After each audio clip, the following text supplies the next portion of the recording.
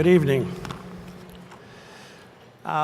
Before I start on the talk, I actually want to thank the organizers for inviting me to the SACNAS meeting. It's been some time. It's probably more than a decade since I've been to a SACNAS meeting. I was trying to remember. I know it was in Albuquerque, but what I do remember was there were probably only about 700 or 800 attendees, and we have about at least five times that many here, which is really, really important progress. Yeah. Yeah. So I'm an experimental scientist, and all of my career at Stanford has been spent basically doing experimental work in terms of research.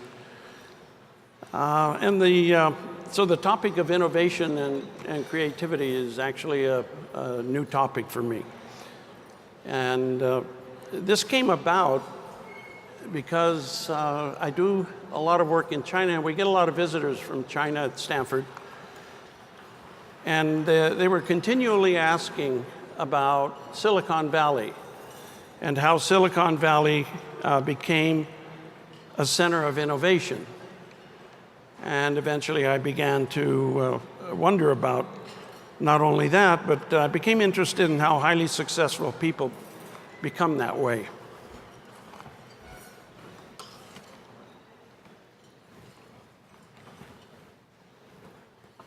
So we often attribute talent or the gift to exceptionally productive or skillful people. And talent in this sense is meant to imply that they have a natural ability to do something better than most people can do it. And that something usually is quite specific. For example, lead an organization or use mathematics, play a sport, or maybe compose music. The notion is that this talent can be identified early before the ability is fully expressed, and that it is innate. You're born with it. Otherwise, basically, we're out of luck. So we'll go through a couple examples here just to explore this notion. So think of Wolfgang Amadeus Mozart and Tiger Woods. So those are two quite separate in both time and in terms of expertise. Now, our first thought might be that they were prodigies, born with inherent abilities that normal people lack. And if we actually thought that, we would be wrong. Thus, our views about talent, which are generally deeply held, are extraordinarily important to our lives, and most especially to the lives of our children. Understanding the reality of talent is quite important. To make it personal, most of us in our own lives often try something new, and finding that it isn't so easy for us, conclude that, well, we have no talent for it, and usually we abandon the effort. And over the last 40 years, a considerable amount of research has been done in this area, mostly by psychologists, which now shows that giftedness or innate talent means nothing like we think it means. The researchers found few signs of precocious achievement before the individual started intensive training. So let's quickly consider Mozart and Tiger Woods as familiar examples. So what about Mozart? Actually, Mozart's an example that's usually used to invoke giftedness, and for good reason. He was composing music by age 5, public performances on piano and violin by age 8, or ultimately producing over 600 compositions, many of which are regarded as great treasures of Western culture. However, the details of his early life tell an interesting story, and quite different than we might think. So Mozart was born in Salzburg, Austria in 1756. His father, Leopold Mozart, was a well-known composer and actually a well-regarded music teacher, and had just published a teaching text which was used for many decades after. He was also a domineering parent who started his son on a program of intensive training in composition and performance at age 3. The father was well qualified for this role as little Wolfgang's teacher, since he really had a deep interest in how music was taught to children. He was actually a highly accomplished music teacher. So, from the age of 3, Wolfgang was receiving heavy instruction from an expert teacher who lived with him. None of his early work is regarded as great music, however, and some actually was substantially copied from other composers. And his first work, regarded today as a masterpiece, was his Piano Concerto No. 9, which he composed when he was 21 years of age, some 19 years after his introduction to music and years after extremely hard and persistent training. So putting Mozart's illustrious career into context by understanding the enormous effort and long hours invested during his 20 years of life presents quite a different picture than when we first mentioned this. So let's have a look at Tiger Woods. And Tiger Woods' development into one of the world's great golfers was actually a public event and followed very intently by the media. And probably many of you remember when he was still an amateur teenager, he won almost every amateur tournament that he entered. So the parallels between Mozart are striking. Tiger Woods was born in 1975 in Cypress, California, where his father, Earl, was a teacher of young men and was an excellent amateur golfer with a handicap under 10. I don't play golf, but I know that a handicap under 10 is actually pretty good golf. So Earl Woods had been a star baseball player in high school and college, and he had coached numerous Little League teams. And Tiger's father, retired from the Army, was focused on teaching him golf starting before Tiger was 2 years old. The only child of a second marriage, Tiger received the full attention of both his mother and father. So the situation for young Tiger Woods can be summarized as follows. Tiger was born into a home with an expert golfer who loves to teach and is eager to begin training his new son as early as possible. Sounds a little bit familiar. Tiger received his first golf club before he was 1 year old. By the age of 2, he and his father were on the golf course practicing regularly. Now, Tiger's remarkable achievements have become well known. And you can see on the screen there that he won over 106 professional golf tournaments. I don't know how many amateur golf tournaments, but the list is pretty long, I'm sure. However, several facts are especially worth noting here. First, he was 19 years old at his first international competition, the U.S. Walker Cup team play. This was 17 years after beginning intensive training by his father. And second, neither Tiger Woods nor his father ever suggested he was a prodigy, only that he had a very high capacity for practice. So the idea of that excellence at performing a complex task requires a critical minimum level of practice surfaces again and again in studies of expertise. On the screen in front of you is a copy of Malcolm Gladwell's book, Outliers. And in that book, if some of you have read that, you'll recall that he attributes 10,000 hours, approximately, to gain expertise in a given domain. Among the examples that Gladwell cites is a familiar name, Bill Gates, who by age of 20, which was his second year at Harvard, and also his last year, had already invested far more than 10,000 hours in software programming. And he had mastered the domain skill set for programming well before the age of 20.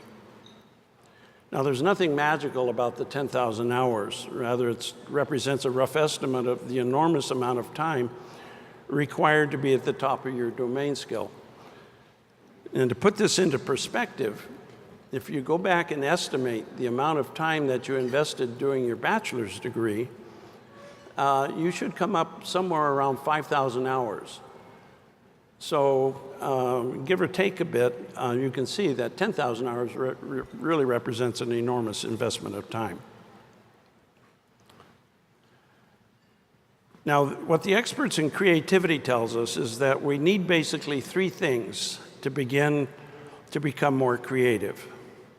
Domain relevant skills, and we just talked about the 10,000 hours approximately that it takes to reach that level. Creative relevant skills, and intrinsic motivation. Now, intrinsic motivation, of course, has to come from within. That's not something you learn. It's either there or it isn't. But by creative skills, they primarily mean developing our ability to think laterally, to think essentially divergently. Especially in problem-solving activities, it is useful to think very broadly. Since there are usually many possible solutions to the problem, we should try to generate as many different solutions as possible, suspending judgment on the quality of the solutions until later. Now, we can summarize these relationships with a simple functional relationship given on screen there, where C represents creativity and is proportional or a function of domain knowledge, imagination or lateral thinking, and critical evaluation of the resulting product or set of solutions. I don't know, since this was a technical meeting, I thought I had to have at least one equation in there somewhere. So in the hierarchy of thinking, creative thinking is a part of a continuum and resides at the top. And most of us spend most of our time thinking and working in the top four categories on the screen, with maybe somewhat less time in the top category. But we can all work towards increasing our creative activity through practice. In this short talk, we don't have time to explore all the details, but there are plenty of excellent guides for those interested and willing to invest the time and energy to improve their creative assets. The critical skill to cultivate is the ability to think laterally, to try to make as many connections between the problem and the relevant areas, no matter how fragile that connection might be. Borrowing ideas from other fields, generating a large set of potential solutions, and no matter how shaky some of them might be. This often provides new avenues to novel ideas and potential solutions. Of course, the hard part for many of us is the need to suspend judgment until we have done the so-called brainstorming. I mean, often we're immediately critical of our first thoughts about an approach to a particular problem. So it's, you have to basically learn to put that aside until you've actually tried to generate a very large number of potential solutions and then become critical of them. So the divergent or lateral thinking broadens the area, and that's represented by the blue square here, where you have an increasing area, and then at some point you begin to converge on a set of outcomes. Judgment of the quality and relevance actually usually leads then from a large set down to one or two ideas which actually look promising, and then you work with those further. And again, there's a large literature available on these concepts designed to enhance the processes that help us to more innovation and creative outcomes. So let's spend a little bit of time talking about failure. And that may seem like an odd notion to you when we're talking about innovation. But in fact, it's an important one. And what I'd like to do is use a sports analogy here to make the point. Now, I love sports, and I was never very good, but that never stopped me. When I was in high school, I tried out for many of the organized sports that were offered at that time. And I'm sure many of you in the audience have also participated in organized sports as young people, and maybe some of you still do. But one aspect of competitive sports that's important to our lifelong experience, but one we almost never think of, is that we learn basically how to accept losing or failure as part of the process. And we can't take the sports analogy too far, but I think you get the point. We're also fortunate that we live in a culture that accepts the fact that we don't always succeed initially in new endeavors. Sometimes we don't succeed for some time. But the act of trying anything new carries with it the intrinsic risk of failing. Whether this is our attempt to play tennis, as I did when I was 50, or beginning to learn a new language, and in my case that was Mandarin. And let me tell you, it's really tough going. Now, these excursions into unknown territory, that is, acquiring new skills, implicitly carries the risk of failure. So it's no surprise that having a tolerance for failure, and in the case of society, having a culture accommodate failure without undue penalty provides a welcoming context for exploring new ideas. And if you look at the bottom of the slide there, what you see is that for every Google and Yahoo that becomes successful, there are 9 other startups that you never heard of. So in Silicon Valley, failure actually is a badge of honor and is a necessary part of the whole process of trying to do something new and creative. So not all societies are generous in accommodating failure. Now, I've worked in Singapore for many years, and very early it became apparent that Singapore society had implicit social penalties for failure. So to publicly fail in any aspect of life brings shame on the family. Consequently, young people in Singapore have a high risk avoidance, and they tend not to venture very far from the norm. Another consequence of that is that most young Singaporeans leading high-tech startups are actually doing so here in the US, not in Singapore.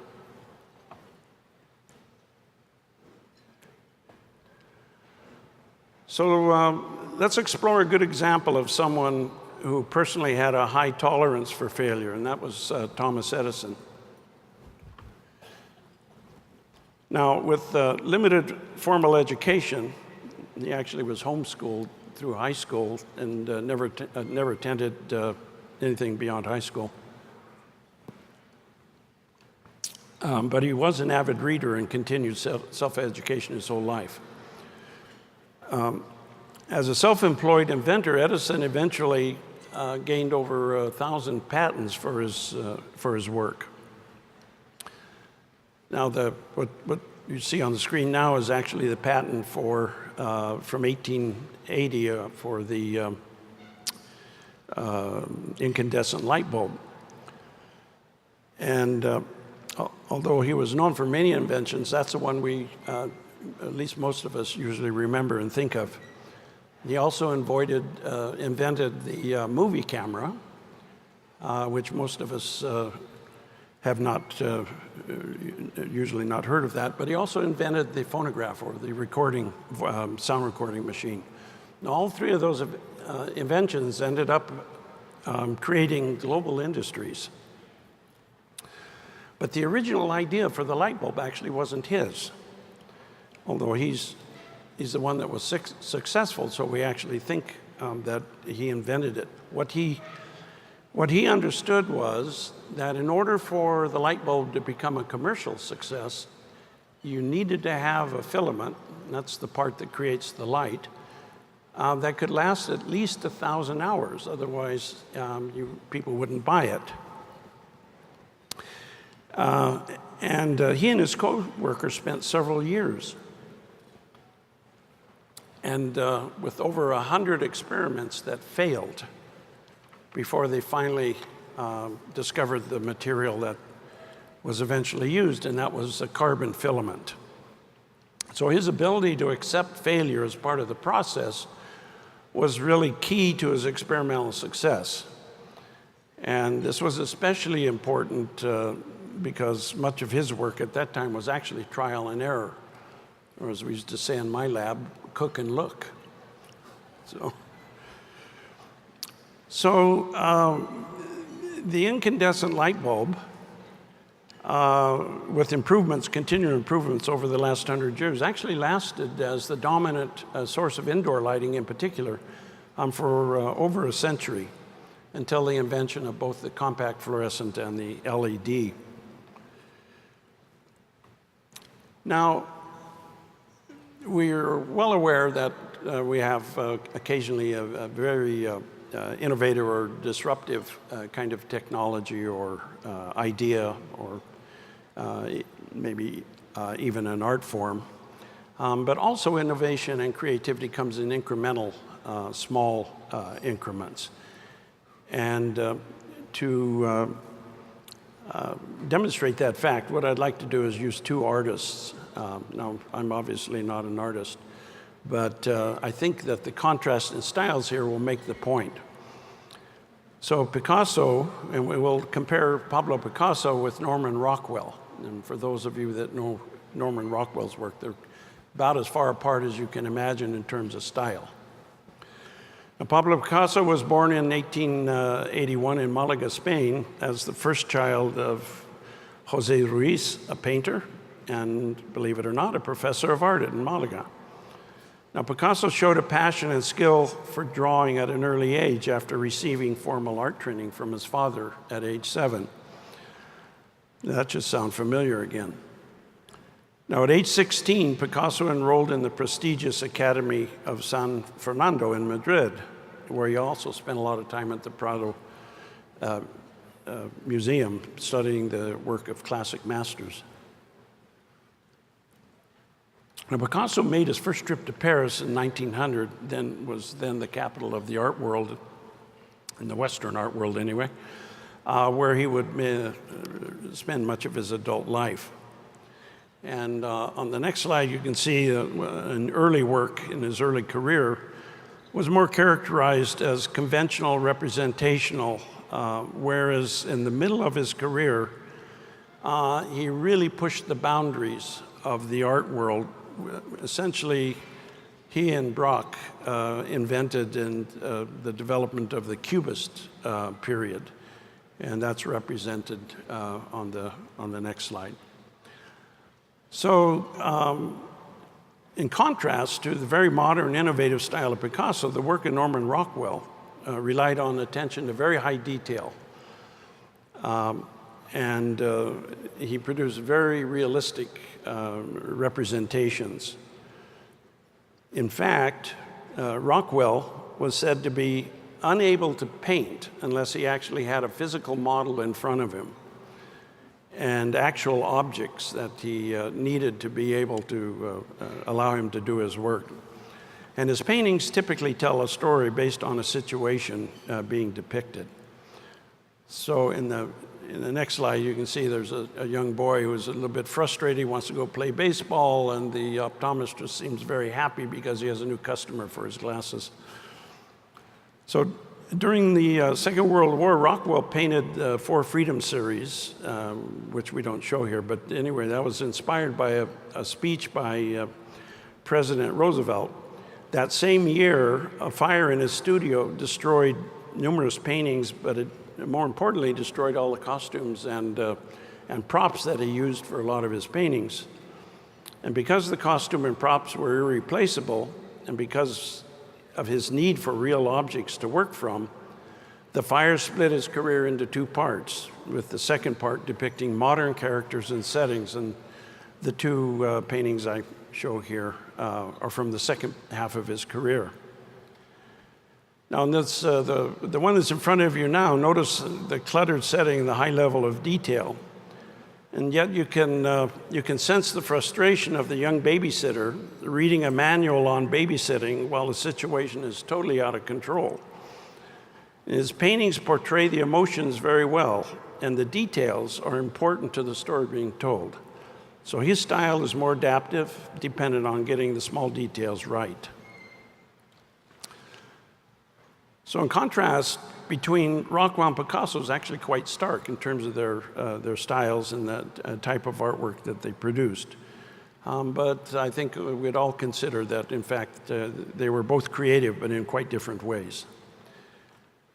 Now, if we take that one step further, you can impute the same kinds of characteristics to organizations, and I've selected Apple, which, at least in my opinion, is an innovative company, and compared on the other end of the spectrum something like Boeing, which is really spends a lot of time improving products at a very high level of detail. For instance, making them more efficient with the Boeing 787 and safer with the Boeing 747, which is reputed to be the best, the most safe aircraft in the air. And I'm sure there are other examples that you might think of as well. So with this last slide, what I would finally like to do is, I have two covers up here, and I'd like to actually suggest these two books for students in the audience. Now, the book on the left is by John Hart, who happens to be at Cal, and the title, Consider a Spherical Cow.